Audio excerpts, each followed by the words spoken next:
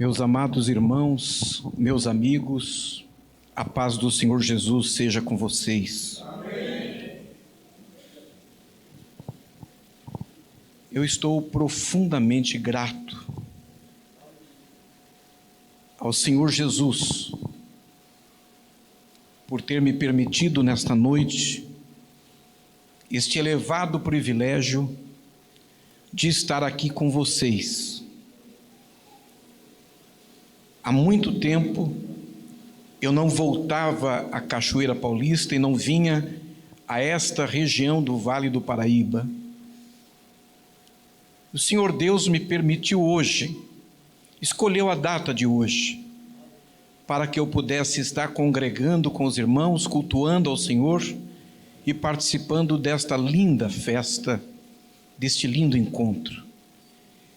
Quando eu tinha 16 anos de idade, lá na minha querida Santa Isabel, eu estava sendo consagrado evangelista, trabalhando ao lado do meu pai, que era meu pastor, presidia a igreja O Brasil para Cristo na cidade, e ele num domingo me consagrou evangelista. E na segunda-feira, ele me colocou no seu carro, era uma Kombi de 2 cores, e me levou à delegacia de polícia da cidade, me apresentou ao delegado, Dr. Odilon Batista Rodrigues, e disse para o delegado que eu tinha um sonho para ser realizado, que era o de pregar o Evangelho naquela cadeia para aqueles irmãos que estavam presos. Eu até hoje não sei dizer como foi que o delegado consentiu, como ele concordou que um adolescente com 16 anos pudesse estar entrando naquele presídio, pudesse estar levando a palavra àqueles irmãos encarcerados. Ali aconteceu uma experiência extraordinária que marcou a minha vida nos 2 anos seguintes. Ali foi a minha primeira igreja. Foi onde eu aprendi a pastorear, aprendi a discipular, aprendi a cuidar de gente. Foi uma universidade tremenda. Mas quando naquela manhã de segunda-feira, eu voltei para o carro, para a Kombi com meu pai, sentei, esperei que ele saísse com a Kombi e disse a ele que eu não sabia que eu tinha esse sonho. De onde o senhor tirou esse sonho? Ele não me respondeu a pergunta. Às vezes meu pai respondia o que ele queria, uma pergunta feita, ele não respondia a pergunta. Eu disse: pai, de onde o senhor tirou que eu tinha o sonho de pregar na cadeia? E ele disse: você não é evangelista agora? Eu disse: sou, sim senhor. Você não foi consagrado ontem à noite? Fui, sim senhor. E ele disse: se você é evangelista, para que eu quero um evangelista na igreja? Evangelista tem que evangelizar. 16 anos. Naquele ano que eu fui consagrado evangelista, que eu comecei a minha faculdade de pastor, nas dependências da cadeia, onde eu vivi experiências incríveis. Naquele ano estava sendo realizado aqui, em Cachoeira Paulista, aqui nesta igreja, o primeiro congresso de vocês. Esse é o 38º. Seria o 39º se o ano passado pudesse ter acontecido. E 38 edições depois daquela primeira. E naquele ano que eu comecei a servir a Deus cuidando daqueles nossos irmãos na cadeia em Santa Isabel, Deus me permite estar aqui, participando desta festa linda, nesse palácio levantado por vocês, para a glória do nome do Senhor, inspirado pelos louvores que foram ministrados ao Senhor, por essa linda orquestra, por esse maravilhoso grupo de louvor, por esses jovens que cantaram de maneira tão ungida. Em alguns momentos, eu não me contive, não contive a emoção, não contive as lágrimas, na gratidão a Deus de estar no meio de uma igreja que conserva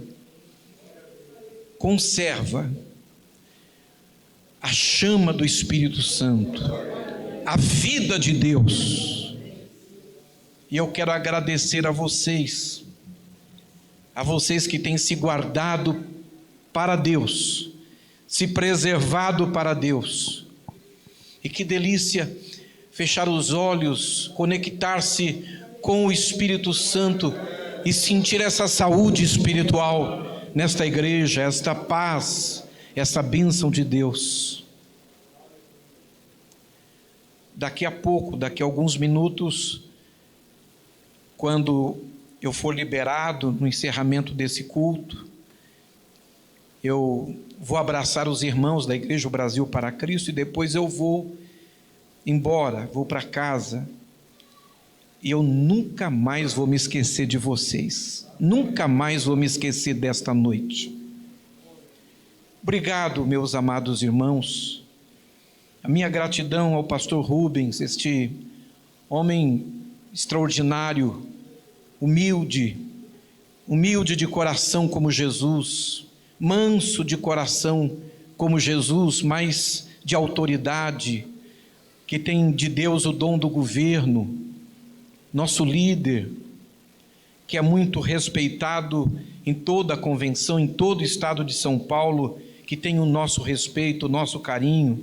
E eu quero, cumprimentando o pastor Rubens, cumprimentar toda a sua diretoria, todo o seu ministério, saudar também aqui o pastor Isaac, saudar a querida irmã Roselane, saudar o Felipe, e através dessa família, saudar a todas as famílias desta igreja, cumprimentar a todos os jovens através do pastor Isaac, do pastor Marcos, cumprimentar a todos os obreiros, aqueles que fazem no dia a dia esta igreja continuar como uma agência missionária, um lugar de vida, onde as engrenagens funcionam, onde as coisas acontecem.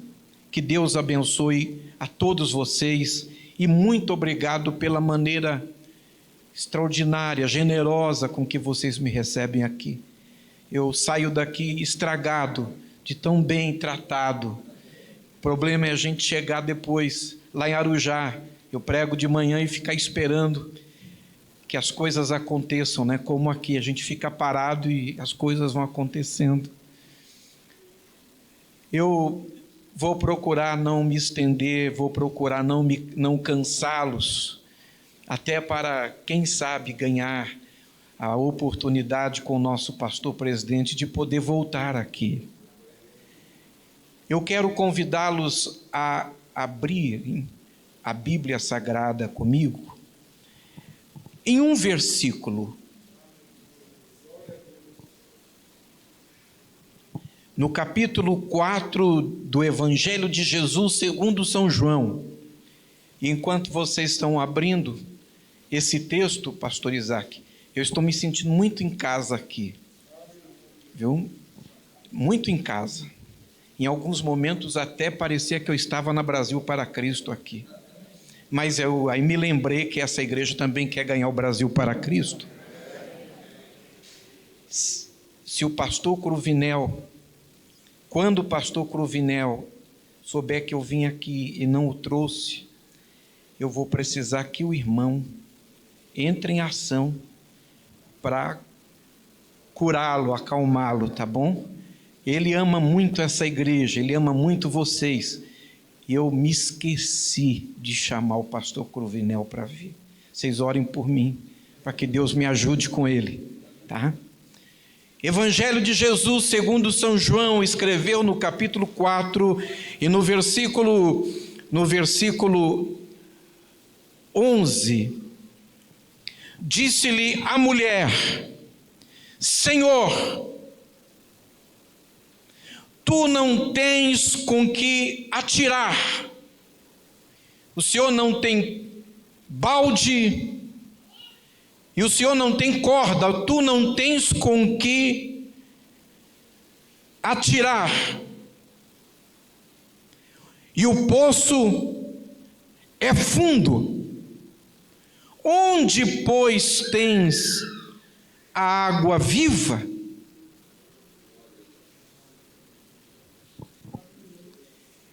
Eu quero por um instante me deter na leitura deste versículo. E eu quero, por alguns minutos, relembrar aqui com os irmãos a história de um dos encontros mais bonitos, mais extraordinários, que já aconteceram em toda a história.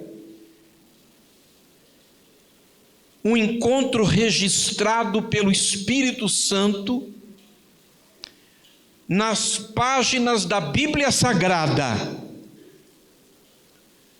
Um encontro de uma mulher que tinha um passado.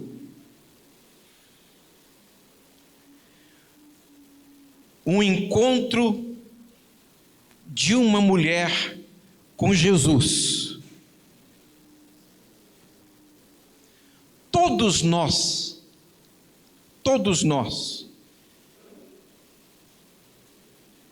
aqui, precisamos hoje olhar para esta mulher. Vamos aprender alguma coisa com ela. Eu disse a vocês que é o encontro de uma mulher que tinha um passado.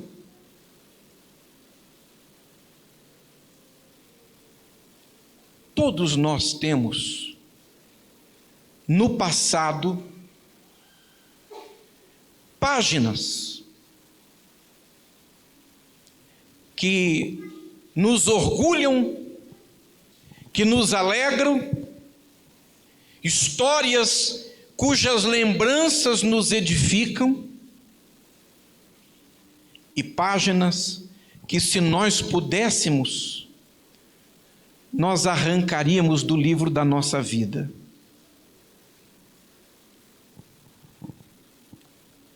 Pelo menos este pregador, se dissesse aos irmãos que no livro da minha vida eu não tenho páginas que, se eu pudesse alcançá-las, não as arrancaria, eu estaria mentindo.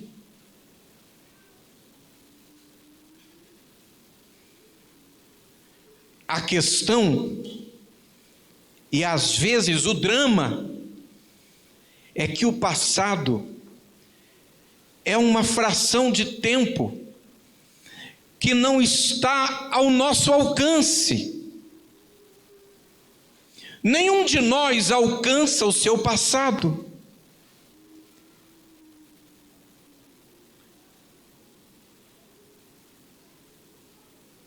Assim como não temos o domínio sobre o futuro, que pertence a Deus, porque o único tempo, a única fração de tempo que nos pertence, chama-se presente.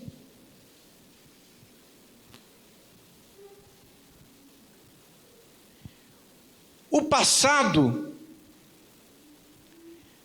se Satanás pudesse, muito provavelmente ele tomaria posse dele. Tomaria posse para tentar modificá-lo. Tomaria posse para tentar chantagear. Mas Satanás não pode fazer nada a respeito do nosso passado. O que eu vou dizer agora, no primeiro momento, até soa estranho, mas nem Deus pode fazer nada para modificar o nosso passado.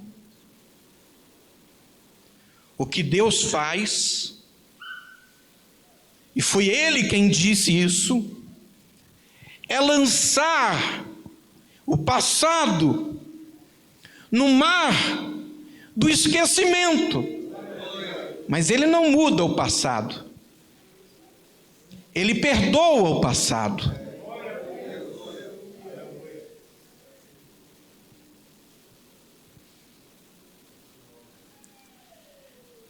Mas, por vezes, como, meus irmãos, o passado se torna uma prisão.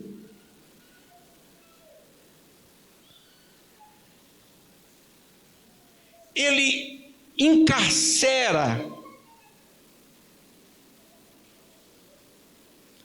Muitas vezes eu tenho encontrado pessoas encarceradas pelo passado.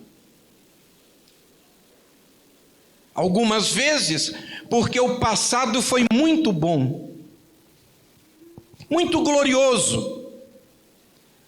Outras vezes porque o passado teve alguma coisa de muito ruim, de terrível. Eu tenho 55 anos. Quando eu tinha 1 ano de idade, meu pai se converteu à fé evangélica. Eu tinha 3 anos de idade quando tive minha primeira experiência com o Espírito Santo, orando pela minha mãe. Minha mãe e o meu pai, quando se casaram, ela era viúva, tinha 5 filhos. Meu pai tinha 2, eles começaram com 7. E tiveram do casamento deles mais 5 filhos. Eu sou o primogênito. Então nós éramos uma família de 12 irmãos. Meu pai sentava-se à cabeceira da mesa, minha mãe à outra cabeceira. 6 filhos sentavam-se de um lado, 6 filhos sentavam-se de outro lado. Não era incomum que a minha mãe ficasse muitas vezes nervosa. E todas as vezes que ela ficava um pouco mais nervosa, um pouco mais do que o normal, ela caía e desmaiava na rua, na fábrica onde ela trabalhava, na escola onde ela ia levar algum dos seus filhos, em casa, e ela precisava ser socorrida. Eu tinha 3 anos de idade, estávamos apenas nós 2 em casa, e ela desmaiou, caiu. Eu não lembro direito, quando eu digo direito é porque eu tenho fragmentos de memória, mas eu não lembro direito como foi que eu orei, de que maneira eu falei com Deus. Mas lembro-me, com fragmentos de memória, que coloquei as mãos sobre a sua cabeça e orei de alguma forma. E ela se levantou, curada, e nunca mais a minha mãe teve aquele problema, nunca mais. Foi a primeira experiência com o Espírito Santo. Eu tinha 6 anos de idade quando eu tive a minha primeira experiência com Jesus. Foi o dia que eu comecei a pregar. Eu estava sentado, como sempre fazia, no primeiro banco da igreja. E o meu pai era da escola do missionário Manuel de Melo, que não permitia que ninguém andasse na igreja durante o culto, principalmente durante a palavra. Eu estou aqui admirado, feliz. Pastor, eu já estou pregando há algum tempo. Ninguém se move, ninguém anda, uma reverência absoluta aqui. Se um dos filhos do meu pai andasse durante o culto, quando chegasse em casa apanhava, mas apanhava muito, apanhava feio. Eu nunca apanhei, mas vi alguns dos meus irmãos apanharem. Então, naquele dia, que era um domingo de manhã, quando meu pai permitiu que o pastor Leontino Quimicenas, pastor da Igreja Brasil para Cristo em São Luís do Maranhão, que visitava a cidade, dirigisse o culto, e o pastor Leontino abriu a oportunidade para quem quisesse compartilhar uma palavra. Alguém me empurrou e eu caí de pé em frente do meu pai. Eu vi que ele ficou vermelho. Na hora me passou um medo. Eu tinha certeza que eu ia apanhar naquele dia, e de medo eu virei para a igreja, levantei a mão e disse: saúdo os irmãos com a paz do Senhor. E comecei a pregar. A primeira mensagem que eu preguei na minha vida foi Eclesiastes capítulo 3. Há tempo para todas as coisas. Foi essa mensagem. No final, alguns minutos depois, eu estava chorando, meu pai também, a igreja também, e eu era uma criança tímida. Ouvi a pior coisa que eu poderia ouvir do meu pai naquele dia. Ele, emocionado, disse: irmãos, hoje à noite, chame a sua família, os seus vizinhos, os seus conhecidos, porque o pregador oficial vai ser o meu filho. Eu fiquei apavorado e com raiva de quem tinha me empurrado. Então imediatamente voltei para o meu lugar e olhei para trás para ver quem tinha me empurrado, e não tinha ninguém sentado no banco de trás. E hoje, tantos anos depois, aquela mão que me empurrou, ela me conduziu, me segurou, me sustentou durante toda a minha vida, tem me sustentado até aqui, e foi essa mão que me trouxe aqui à Cachoeira Paulista essa noite, e esta mão que está sobre esta igreja.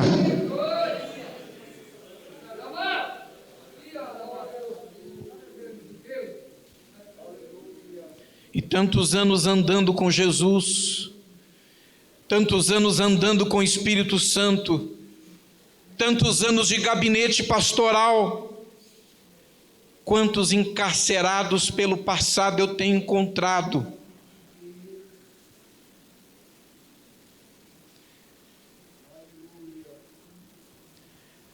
Esta senhora vivia numa cadeia.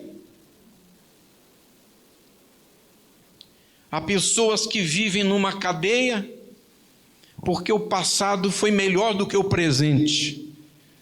Então essas pessoas vivem dizendo: aquele tempo é que era um tempo bom. Como eu produzia, como eu trabalhava. Essas pessoas se lembram do que tinham e são presas.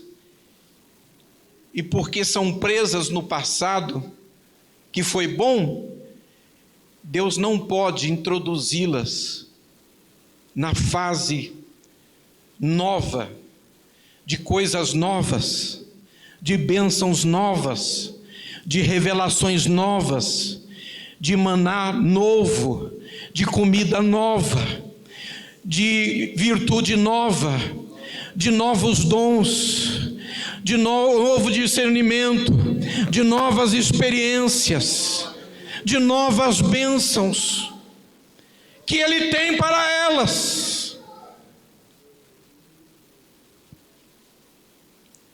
Outros há que a sua cadeia se dá pelas feridas.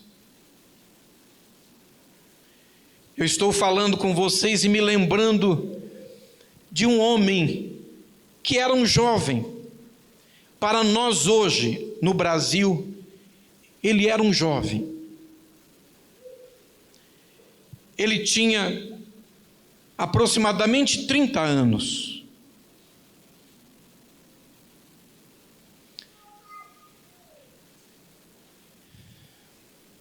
Como este homem sabia lidar? Ele tinha graça de Deus para lidar com o passado.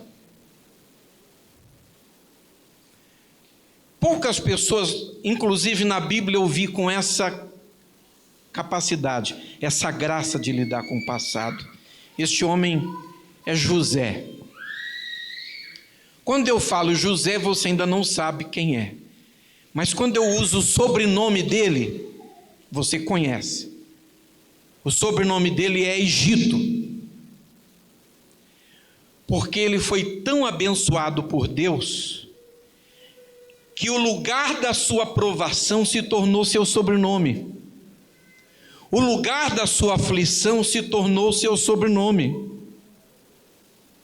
E não porque tenha sido a sua sepultura, mas porque ele triunfou na terra da sua aflição.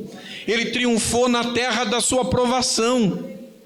E acho incrível isso, porque quando ele tem 13 anos, quando ele tem quase 17 anos, ele é levado para o Egito, vendido pelos seus irmãos, como escravo. E quando ele vai para o Egito, amarrado, só com uma tanguinha, humilhado, com uma corda no pescoço, quando ele vai para o Egito, ninguém aposta no seu futuro. Não tem um profeta para dizer para ele que ele vai ter um futuro, que tem anjo com bandeja de ouro, não tem nada disso. Ninguém aposta no futuro daquele moço. Talvez nem ele mesmo. Mas há um Deus no trono, acima das nossas preocupações, que não perde o controle, que domina, que governa o universo, que é soberano, que olha para ele, que poderia interferir, que podia ter mandado um anjo descer no poço e tirá-lo de lá, que podia fazer com que a corda caísse naturalmente do seu pescoço, que podia fazer com que a terra se abrisse e tragasse aquela caravana de ismaelitas. Mas Deus tinha um plano. Deus sabia o que estava fazendo, sabia onde ia chegar. E o incrível, sabe o que é? O incrível é que a gente fica pensando que Deus, quando a gente fala que Deus tem um lugar para a gente fica pensando que Deus pega uma fita métrica, tira as nossas medidas e faz uma cadeira para nós. Só que quando nós vamos para a Bíblia, nós percebemos que essa nossa teologia está errada, que na verdade Deus faz a cadeira, tira a medida da cadeira e depois Ele vem ajustar-nos a medida do espaço, a medida do trono que Ele preparou para nós. É por isso que nós passamos pelas aflições, pelas angústias, pelos problemas da vida, pelas peneiras da vida, pelas pressões da vida. Passamos por quê? Porque elas estão nos colocando no tamanho da cadeira. Então eu preciso dizer às senhoras Eu preciso dizer aos senhores, eu preciso dizer a esses jovens, que o Deus da Bíblia Sagrada nunca deixou seu trono vazio, nunca perdeu o controle de nada, e Ele já preparou, a Bíblia diz que Ele prepara uma mesa na presença dos nossos inimigos. Ele já foi na frente, Ele já preparou no nosso futuro o lugar onde Ele vai nos estabelecer. Agora, por que é que Deus permite que eu passe pelas pressões que eu passo?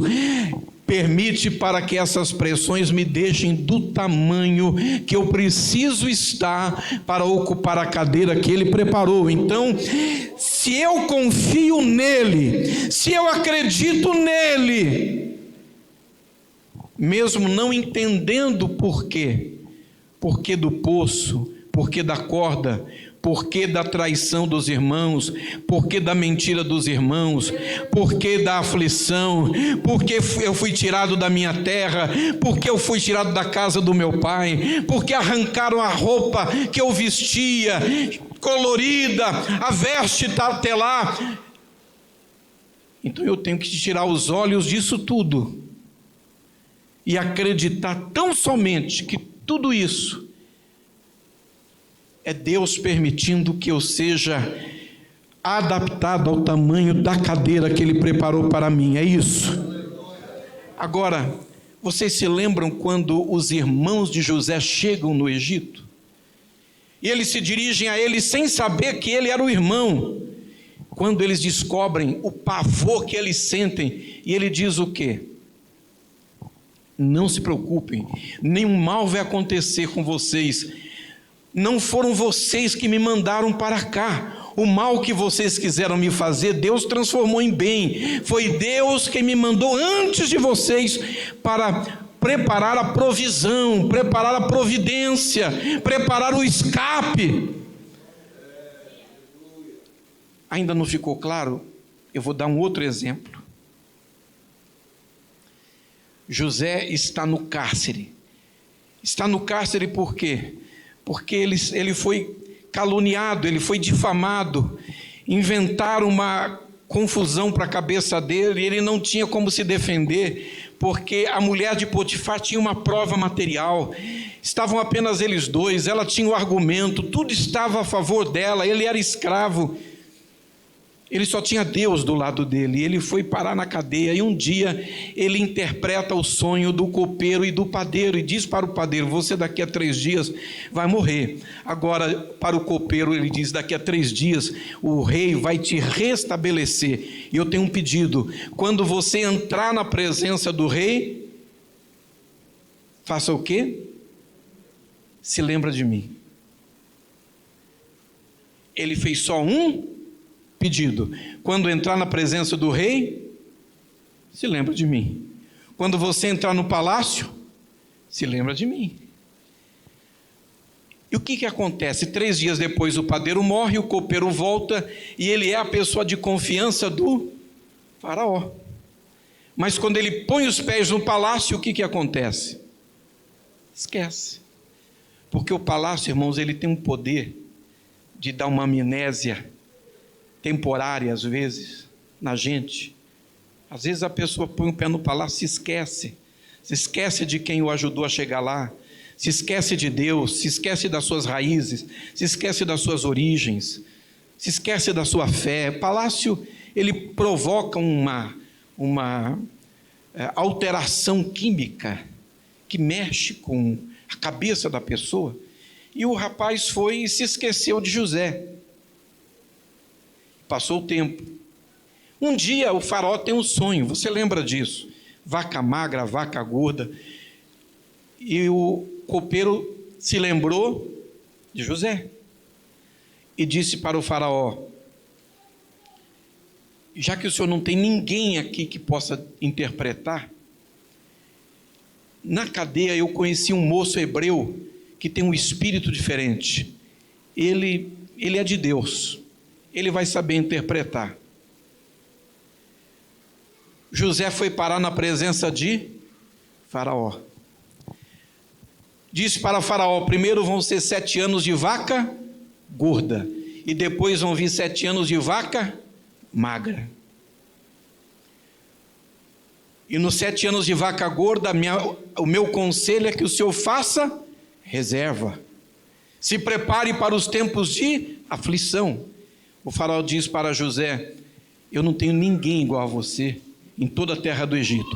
A partir de agora ninguém nem mexe o pé aqui sem você permitir. Você só está subordinado a mim, ninguém está sobre você. Agora vem comigo. Se aquele moço copeiro voltasse para a presença do rei e não tivesse esquecido de José, o que teria acontecido? Muito provavelmente o rei, que me parecia um homem justo, teria feito o quê? Liberado José para o José voltar para a casa dos pais. A história seria completamente diferente. Parece que ele esqueceu, parece que Deus esqueceu, parece que todo mundo esqueceu. Deus não esqueceu, Deus nunca esquece. Deus não se esquece de você. Mesmo quando parece que Deus se esqueceu, Deus não se esqueceu. Ele estava o tempo todo olhando por José. Só que como José não foi ao palácio antes da hora, ele só foi na hora certa. Em vez de ser liberado para a casa do pai, ele sentou no trono que estava preparado para ele. Deixa eu entregar para você uma palavra de fé, que eu acredito. Fique firme, mesmo quando você não tiver vontade de ficar firme. Sabe por quê? Deus não se esqueceu de você. E quando você pensa que A, que B, que C se esqueceram, muitas vezes não é porque aquela pessoa seja ingrata, mas é porque o próprio Deus está guardando você para a hora certa, porque o que Ele tem para fazer na sua vida é maior do que aquilo que você espera. Não foi assim com Lázaro? Senhor, se o Senhor estivesse aqui, meu irmão não teria morrido. E se Jesus tivesse ido 4 dias antes, Jesus teria produzido que testemunho? Foi curado aí de uma gripe, de uma febre, mas 4 dias depois não.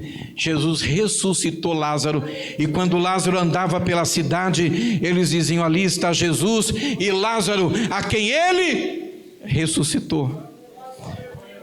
Fique firme, porque Deus está usando você para produzir uma história maravilhosa, testemunhos gloriosos. Se Ele não tivesse o poder de terminar o que começou na sua vida, nem teria começado. Ele não começa o que não consegue terminar. Veja, ele não fica preso às vacas gordas. Quando termina a época da vaca gorda, ele está pronto e preparado para reinar no tempo das vacas magras. Ele não fica lamentando: ah, meu Deus, o bom era o tempo das vacas gordas. O tempo da vaca gorda não foi o tempo de prosperar, foi o tempo de armazenar, de se preparar. Aí sim, quando chegou a crise, a fome, ele estava mais bem preparado e equipado do que todas as pessoas e do que todas as nações estavam. Se prepare, não fique preso ao passado, ao tempo das vacas gordas, porque Deus tem para você um tempo muito maior, muito melhor, muito mais próspero, muito mais rico. Quem aqui pode dizer que Deus tem abençoado a sua vida até o dia de hoje? Levante a sua mão e dê um brado de glória a Deus bem forte. Agora, quem aqui pode crer na palavra que sai desse altar? Sabe qual é a palavra? Toda a chuva de bênçãos que você viu até o dia de hoje foram gotas perto da chuva que Deus está preparando para derramar sobre a sua vida. Mas pastor, pandemia, esquece pandemia e olha para Jesus. Covid, esquece o Covid e olha para Jesus. Luta, esquece a luta e olha para Jesus. O Golias, esquece o tamanho do Golias, o braço do Golias, a lança do Golias, a espada do Golias, e olha para Jesus, olha para Jesus. Levante a sua mão, balance a sua mão e glorifique o seu nome. Olha para Ele. Se liberte do ontem, se liberte da vaca gorda. o que vem depois, o que está para frente, é melhor. Deus está na frente. Ele foi na sua frente e já quebrou as portas de ferro e já despedaçou os ferrolhos de bronze. Se liberte do passado bom e entre no presente, entre em 2021, entre no terceiro milênio, entre no tempo de hoje que se chama agora. Tome posse do seu agora, do seu presente.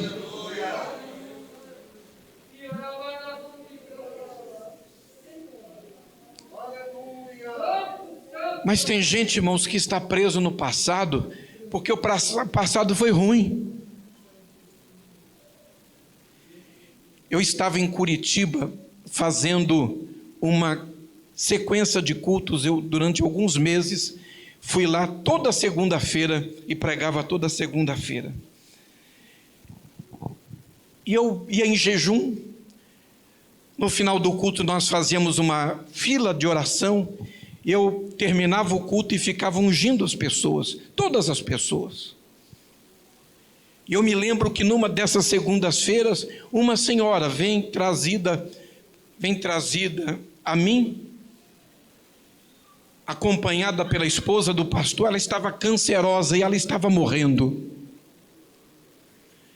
E eu me lembro que eu fui ungir aquela senhora, e eu ia orar por ela, quando o Espírito Santo nitidamente me disse que eu não devia orar por ela, que eu não devia ungí-la.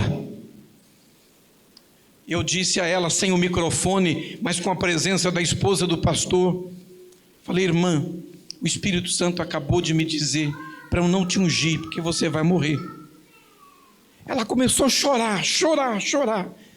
Eu disse: mas a irmã tem uma possibilidade de ficar curada. Ele me disse que o problema da irmã e o câncer que te atormenta é um problema relacionado ao seu passado. Ele me disse, o Espírito Santo, que esse problema relacionado ao seu passado tem a ver com seu pai. Ela gritava. Eu disse: fique aqui do lado. E enquanto ela ficava ali gritando, eu fui atendendo os outros irmãos e orando. Finalmente terminou aquela fila de oração e ela não conseguia perdoar o seu pai. Ela tinha passado por uma experiência muito ruim, que não é o caso hoje de abordá-la, que tinha marcado toda a sua vida, que tinha acabado com a sua infância, a sua adolescência.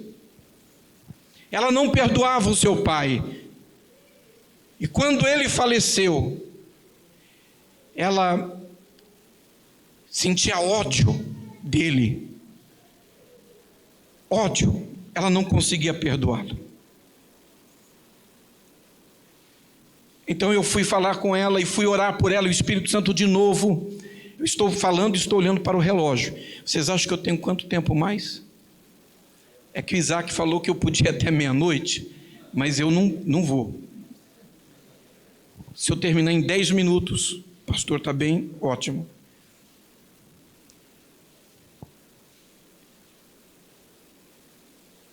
Então fui orar por ela, e de novo, o Espírito Santo me disse que eu não deveria orar por ela. E eu novamente ministrei a ela: irmã, eu não posso orar por você enquanto você não conseguir liberar o perdão para o seu pai. Era quase 1h, quando aquela irmã chorando, o pastor presente, a esposa do pastor presente, ela falava o nome do seu pai, chamava o seu pai, e liberava perdão e confessava o seu amor por ele, quase 1h. E eu fui então orar. Eu peguei o óleo de unção e fui derramar sobre a sua cabeça, e o Espírito Santo disse: não precisa orar mais, pode dizer a ela que ela acabou de ser curada. Eu então disse à irmã: eu não vou orar pela irmã, porque o Espírito Santo disse que a irmã acabou de ser curada. E eu me lembro que eu volto anos depois em Curitiba, num clube, para um congresso, e no final do congresso, uma pessoa vem e faz as duas coisas que eu acho assim, mais duras que uma pessoa faz com um pregador e não devia fazer nunca. Primeira pergunta: o senhor lembra de mim? E se a gente diz assim, lembro, claro, vem a segunda pergunta, que é pior do que a primeira: de onde? Então eu já disse logo, irmã, desculpa, eu não lembro. Ela disse, eu sou aquela pessoa que estava lá no centro evangelístico, que o senhor orou aquela noite, e ela foi curada naquela noite. Deus mudou a vida dela, porque naquela noite ela conseguiu se libertar do passado. O texto que eu li é o registro de uma mulher que tinha um passado que a atormentava, um passado que a envergonhava tanto, incomodava tanto, que ela, por causa do passado, ia ao poço de Jacó ao meio-dia, que era uma hora que ninguém ia. Ela sabia que não ia achar ninguém, não ia encontrar-se com ninguém.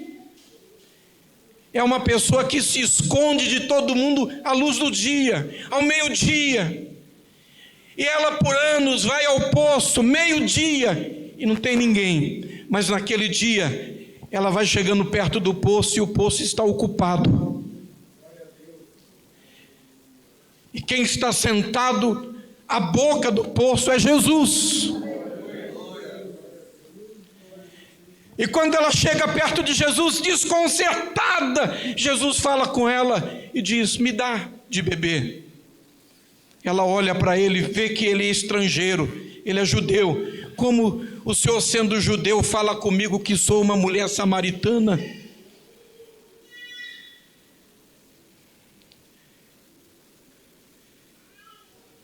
Em outras palavras, Jesus diz para ela, você está falando de judeu e samaritano, esquerda e direita. Eu não sou nem da direita, nem sou da esquerda, eu sou de cima. Se você conhecesse o dom de Deus, quem fala contigo, você me pediria, eu te daria a água da vida. E a mulher disse, Senhor, como é que o Senhor ia me dar água, se o Senhor não tem corda, se o Senhor não tem balde, o Senhor não tem corda, o Senhor não tem balde? Vamos comigo? O Senhor não tem corda, o Senhor não tem balde. De novo, o Senhor não tem corda, o Senhor não tem balde. De novo, o Senhor não tem corda, o Senhor não tem balde. E ela disse mais, e o poço é fundo, pastor Rubens.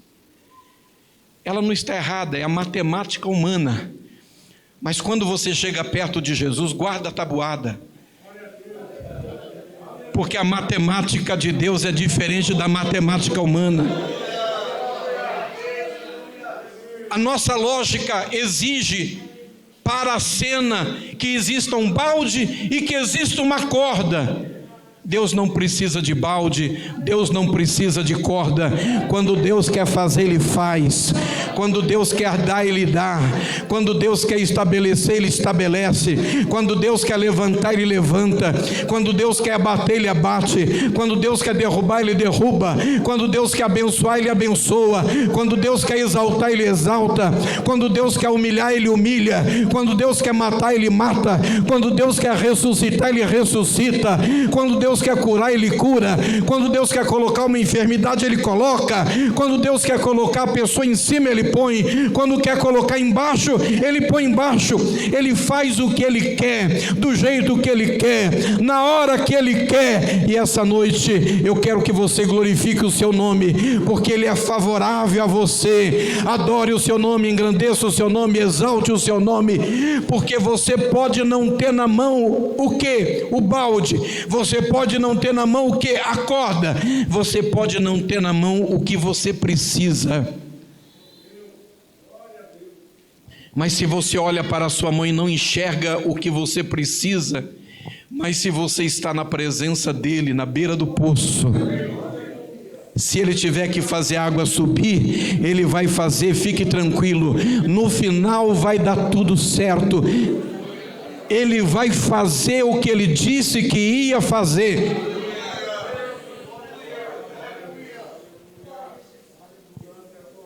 Como é que a virgem concebe e dá luz?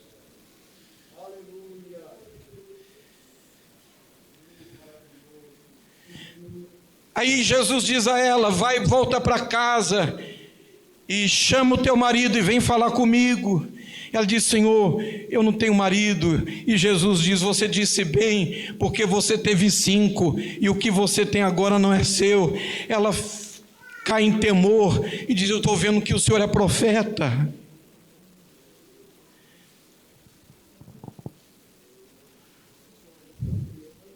Estou vendo que o Senhor é profeta.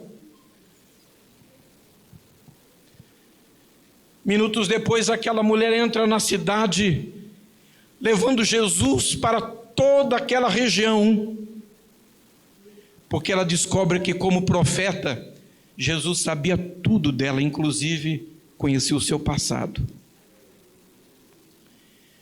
Mas ela também conheceu o Cristo. Então ela descobre Jesus, o Deus que conhece tudo sobre ela. Tudo.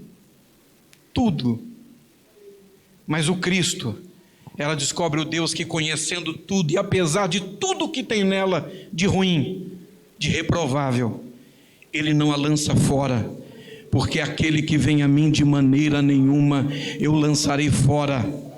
Meus amados irmãos e amigos, o que é passado? Passado é tudo na nossa vida, tudo aquilo que a gente não consegue rir. Aquilo que você se lembra e não consegue rir, não é passado.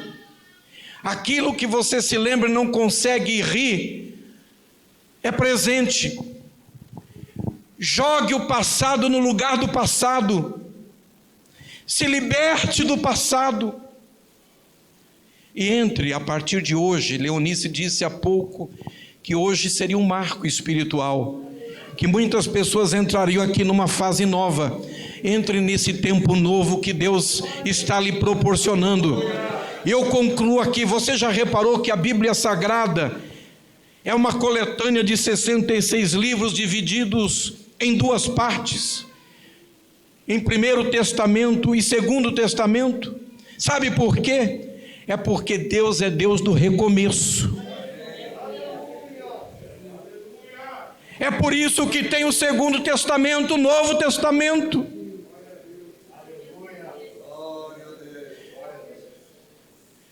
Você sabe por quê?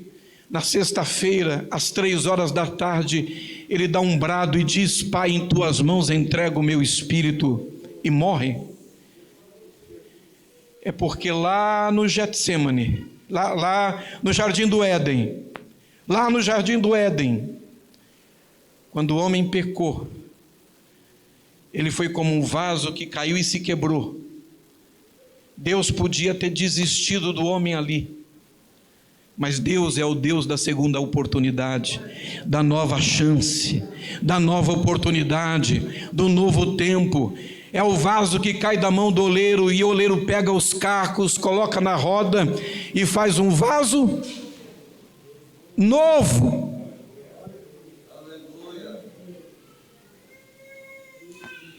Você já leu na Bíblia que Deus tem preparado um novo céu e uma nova terra, porque o primeiro céu e a primeira terra já passaram e tudo se fez novo.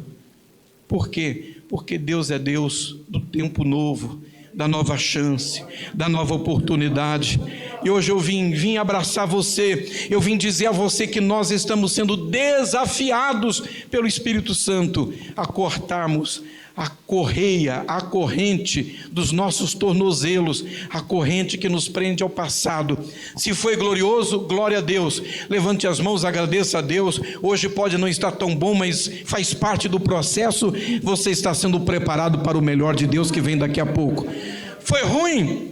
Agradeça a Deus que te permitiu, mesmo passando pelo deserto, mesmo sofrendo perdas e lutas e angústias, chegar até aqui. Levante a cabeça, fique firme e acredite no Deus da nova aliança, do novo sangue, do novo testamento, da nova chance, do novo céu, da nova terra, da nova oportunidade. Esse Deus que te pega pelas mãos e que tem para você eu tenho certeza, um tempo de bênçãos, de vitória, de unção, de renovação espiritual, de despertamento espiritual, de avivamento espiritual. Que Deus em Cristo te abençoe, que Deus em Cristo te guarde, guarde a tua fé, guarde a tua vida e te ajude a estar de pé e pronto para reinar com Ele nesse tempo presente e no futuro que Ele reservou para você. Deus te abençoe em nome de Jesus.